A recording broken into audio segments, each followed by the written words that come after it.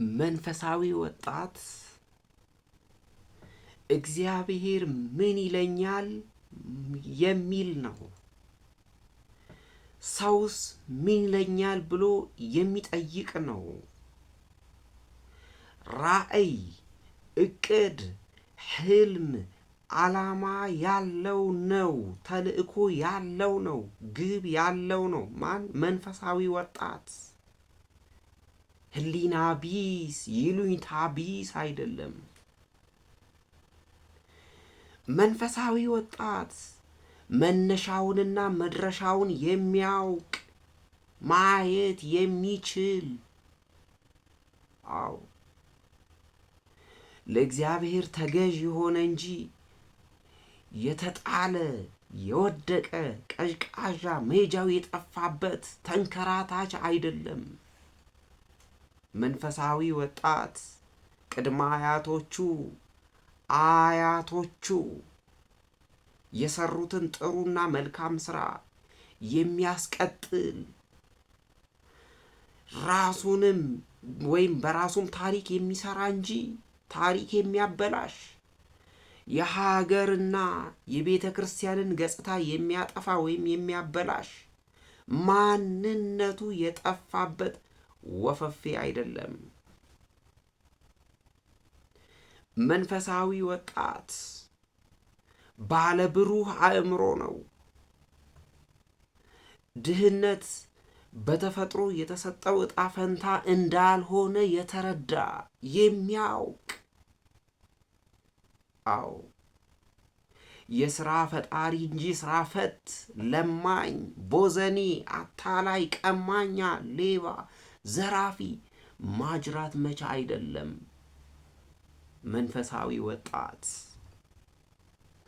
መንፈሳዊ ወጣት አንደበቱን ለምስጋና ለመልካም ነገር እንጂ ለዘፈን የሚጠቀም አይደለም።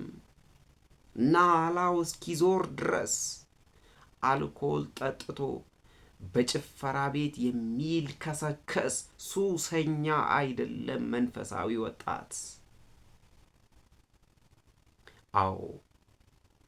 መንፈሳዊ ወጣት ንጹህ ልብ እንዲኖረው የሚተጋ የሚበረታታ እንጂ ስድብና ነቀፌታ የተከማቸበት የስድብና የነቀፌታ ጎተራ አይደለም። መንፈሳዊ ወጣት በማስተዋል በተመስጦ እንጂ በስሜት የሚነዳ አይደለም። መንፈሳዊ ኦርቶዶክሳዊ ወጣት ሀገሩን፣ ፈጣሪውን፣ እምነቱን የሚወድ እንጂ ግትር ጽንፈኛ አይደለም። በደንብ አስተውሉ።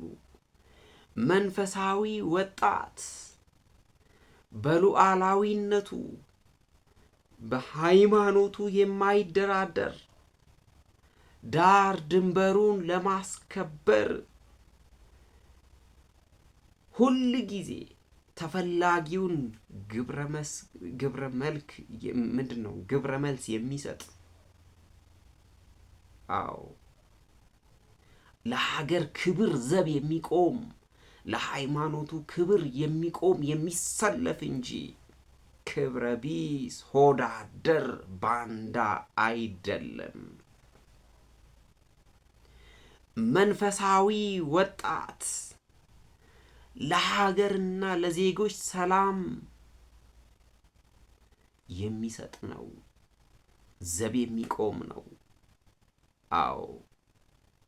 እኔ ካላረድኩ ካልገደልኩ ብሎ ያዙኝ ልቀቁኝ የሚል አይደለም። በዚህ መልኩ የሚያቅራራ አይደለም። ብሽቅ አይደለም። መንፈሳዊ ወጣት የተራቡትን ያበላል፣ የተጠሙትን ያጠጣል፣ የታረዙትን ያለብሳል፣ ለወገን ያስባል፣ ወገንን አይበላም። አስብቶ አራጅ አይደለም መንፈሳዊ ወጣት። መንፈሳዊ ወጣት ወጉን ስርዓቱን ያልዘነጋ የሀገር መሪዎችን የሃይማኖት አባቶችን የሚያከብር የመከባበር ባህሉን ያሳደገ ስልጡን ዜጋ ነው። ይሄ ነው እንጂ እፍርታም ጋጠወጥ አይደለም። ባህሉን ያሳደገ ስልጡን ዜጋ ነው። ወሮ በላ አይደለም። መንፈሳዊ ወጣት ኦርቶዶክሳዊ ወጣት ባህሉን፣ እሴቱን፣ ወጉን የሚያከብር እንጂ የባዕዳንን የአለባበስ፣ የአመጋገብ፣ የአኗኗር ስርዓት ያጎበጠው አይደለም። ካለማወቅ ብዙ እንስታለን። አንሳት። ውድ የተዋህዶ ልጆች በመንፈሳዊ ወጣት ላይ ትልቅ ስራ ሊሰራ ይገባል። ቤተ ክርስቲያናችን በመንፈሳዊ ወጣት ላይ ድንቅ አስገራሚ ስራዎችን ሰርታለች። በዚህ ደስ ይበላችሁ። በሀገራዊና ሃይማኖታዊ በዓላት የበዓላት ድባብ የሆነው በበዓሉ ላይ ድባብ ሆኖ የሚያደምቅ ለሰላም ዘብ የሚቆም የሰላም ሰራዊት ነው መንፈሳዊ ወጣት። በደንብ አስተውሉ። ሰላም አስከባሪ እንጂ አሸባሪ አይደለም። በጡጫ የሚማታ የሚራገጥ ድንጋይ ወርዋሪ ሽፍታ አይደለም መንፈሳዊ ወጣት።